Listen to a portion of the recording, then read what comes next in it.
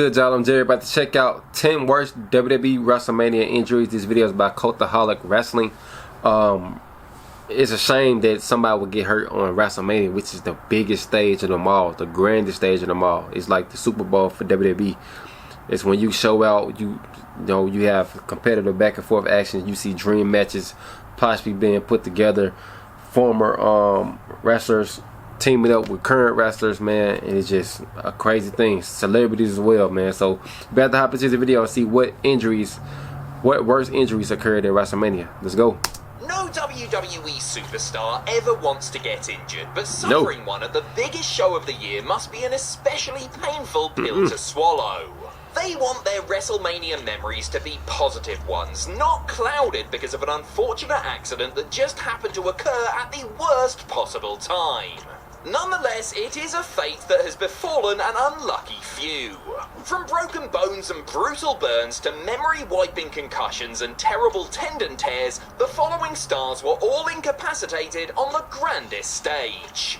I'm Adam Pacitti from Cultaholic Wrestling, and these are the 10 worst WWE WrestleMania injuries. Join us.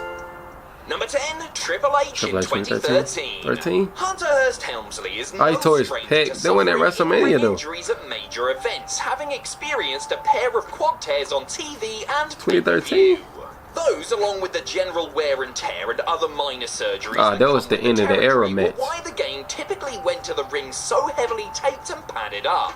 Trips was taking no chances in the squared circle, but he didn't count on one thing, did he? He didn't consider that his stomach may get burned by dry ice during his WrestleMania 29 entrance, the silly goose. In a rare and costly production gaffe, Hunter was blasted with the cold stuff from close range as he made his way down to face Brock Lesnar. That's just what you need before going to war with the Beast Incarnate, isn't it? Damn. The Cerebral Assassin got through the match, which he actually won, but received second-degree burns to his torso and arms. He decided to play it safer for his entrance a year later and just had a trio of beautiful ladies disrobe him instead. Sasha Banks, Charlotte, and somebody else. Alexa Bliss. The Miz in 2011. One of the most unlikely The Miz got a concussion that night. The Miz found his head hit that concrete hard. of them all against WWE's top star in 2011. How the former real-world star went from being exiled from the locker room to WWE champion and in the most coveted spot in sports entertainment is really quite a story on its own, but the match itself remains one of the weakest Mania main events of all time. I agree. Really just a backdrop for Cena's burgeoning rivalry with The Rock. Miz might have gotten a sweet video package before the match, but when the bell rung, it was nothing to write home about. And then the champ himself got his bell rung when Big Match John tackled him off the ringside barricade to the concrete floor below. After that, the lights might have been on, but nobody was home. Miz took advantage of a rock bottom to pin Cena and retain the belt. Adding insult to, well, they set up the next match the next night. He didn't even remember the biggest match of his career when he got back through the curtain. He was then greeted and taken care of by future wife Maurice, to be fair. Every cloud. Number 8, The Undertaker in 2014. Undertaker had got a concussion. Out right towards the end of the biggest match of that match right there, so he looked like he was gassed the whole match. Start of what may be the most significant match of his. When tangling with a beast like Brock Lesnar, there is always the very good chance you're going to come out a little more sore than you went in. But the dead man likely didn't bank on getting a severe concussion just a few minutes into WrestleMania 30's now infamous streak-ending contest. The two were fighting at ringside when the next big thing grabbed Taker's right leg and simply dumped him backwards onto the back of his head. It was a sickening thud and the Phenom was in noticeable pain afterwards. Mark Calloway doesn't remember anything that happened afterwards, though he managed to get through a long and punishing match before losing for the first time on the grandest stage. When he got backstage, however, he very quickly collapsed and had to be rushed to a local hospital. In an unprecedented move, Vince McMahon abandoned his post and left WrestleMania in order to be by his long-serving soldier's side. Number 7, Ronda Rousey in 2019. WrestleMania 35 was a historic triple threat night for match. WWE's female performers. As I feel like that match could have been a little better. The ending of it, it's so. Rousey, Charlotte Flair, and Becky Lynch collided. She got in a rolled triple up, threat like match backslided with or something like Raw that. and SmackDown women's titles on the line. It was the culmination of so much hard work and a deserved honor for three of the company's most bankable stars. It was certainly a big night for Rowdy Ronda, who had only made her in-ring debut at the previous year's WrestleMania. The former UFC sensation She quickly had adapted taken to the wrestling company world by storm. Mania 35 was also notable for Rousey because it was the first time she would taste defeat. Yep. Well, in wrestling anyway. As well as the confusing flat finish, the baddest woman on the planet had to be miffed when she got to the locker room and realised that she had broken her hand. Rousey was no stranger to the injury and barely registered it, but it did ultimately require surgery to fix, and she wasn't allowed to punch anything for a while. Number 6, Rick Boogs in 2022. He tore his patella. Rick Boogs, who got an injury at the very worst time. His first ever WrestleMania. Not just mean in the opener of the first night of WrestleMania 38 either, but just when the talented and charismatic Muscle Man was really starting to catch on. Teaming with Shinsuke Nakamura against SmackDown Tag Team Champions the Usos, the match was going swimmingly and Boogs was enjoying his first WrestleMania experience when disaster struck. Attempting to pick up both Jimmy and Jay in a fireman's carry position, his leg gave out and it was immediately very clear that he was in a lot of pain. The match was hastily wrapped up and Boogs was helped to the back. Posting about the injury after, the Axeman explained that the doctor told him his quad muscle was too strong and flexing so hard that it ripped his quad and patella tendon fully off the bone. See, stuff like this is why I don't want to get too buff, you know what I mean? Anyway, it took Big Rick 10 months to heal up and come back. His punishment was a feud with The Miz. Sorry, I meant reward. I do not remember that. Number 5, Shane McMahon. Him coming back, I don't remember that. It looked for all the Hey, Shane on back. McMahon's in-ring WWE career would end in infamy after his reported shenanigans backstage at the 2022 Royal Rumble. Showing up supposedly eager to book himself like Superman, Shane irked not only his colleagues but his own father, who allegedly promised that his son would never experience another pop as long as he lived. Damn. Well, Shane experienced a pop when he made his surprise return at WrestleMania 39. 2 of them, actually. The first was the reaction to him showing up unadvertised for the first time in over a year, and then the second was the sound of his quad exploding. After leapfrogging Mania host The Miz in the opening exchange of their impromptu match, Shane landed awkwardly and did not get back up. Incredibly, WWE Hall of Famer Snoop Dogg was on hand to save the day, and but shout out to the referee that night. A crowd-pleasing people's elbow to She told Snoop to punch him. The referee and the cameraman. They told Snoop to improvise on the fly. And he did what he did. Kept the show going. Kept the segment going. Though perhaps I shouldn't mention McMahon, Torn Quad, and Royal Rumble in the same sentence, you know?